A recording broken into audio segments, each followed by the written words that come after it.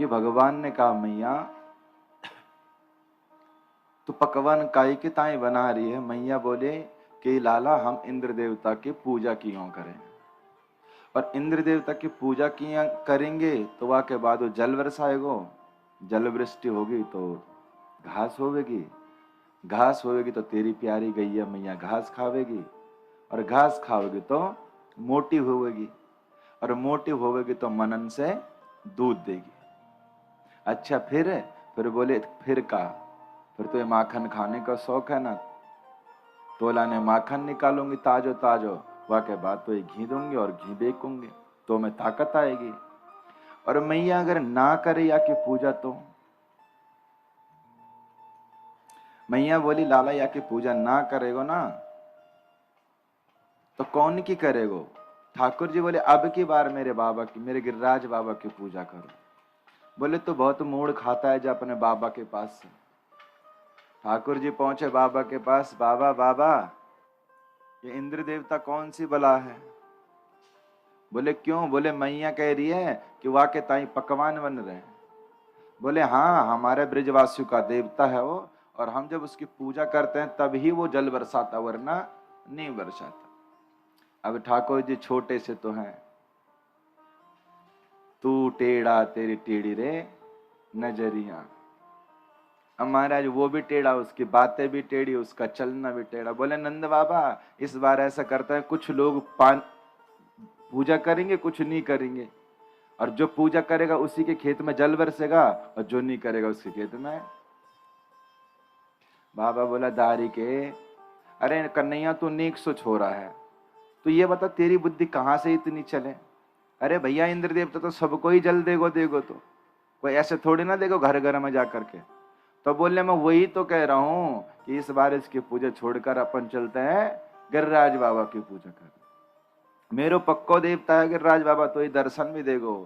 फिर तो सबने मीटिंग करी, और महाराज मीटिंग हुई तो दीपावली के अगले दिन जा करके एक दिन बाद उन्होंने गिरिराज जी की पूजा कर दी। दीपावली कल मीटिंग हुई, परसों सब के सब गए गोवर्धन की पूजा करने।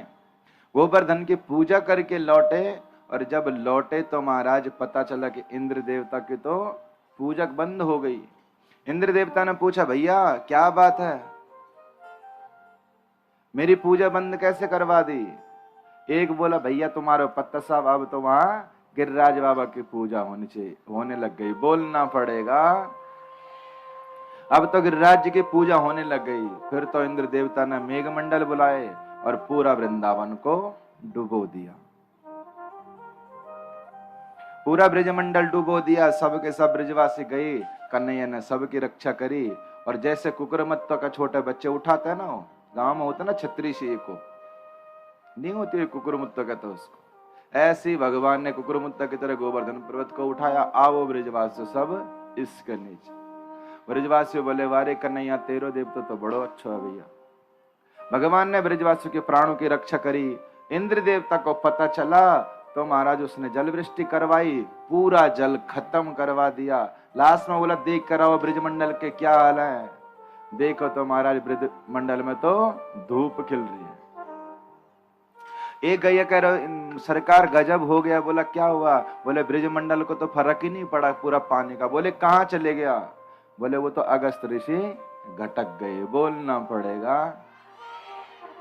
अच्छा अब तो भैया इंद्र देवता ने ध्यान लगाया, अरे ये कौन है भैया, मैंने पूरे अपने पानी ब्रजमंडल में मैंने पूरा पानी डाला और ये पानी सूख गया, कोई असर भी नहीं कर पाया, ब्रजवासियों को भी कुछ नहीं हुआ, क्या बात है। जब इंद्र देवता ने ध्यान लगाया तो साक्षात नारायण प्रभु के दर्शन हो गए। अरे ओहो मैंने तो गलती कर दी, मेरे ही प्रभु मतलब ब्रजमंडल में गए हैं। फिर तो इंद्र देवता आया, कामधेनु गाय का दूध लेकर के आया और आ करके 10 श्लोकों में स्तुति की और ठाकुर जी का उससे अभिषेक किया। ठाकुर जी की जब कपिला गाय के दूध से स्नान किया तो ठाकुर जी बड़े प्रसन्न हुए और प्रसन्न होकर के इंद्र देवता को गले से लगा लिया।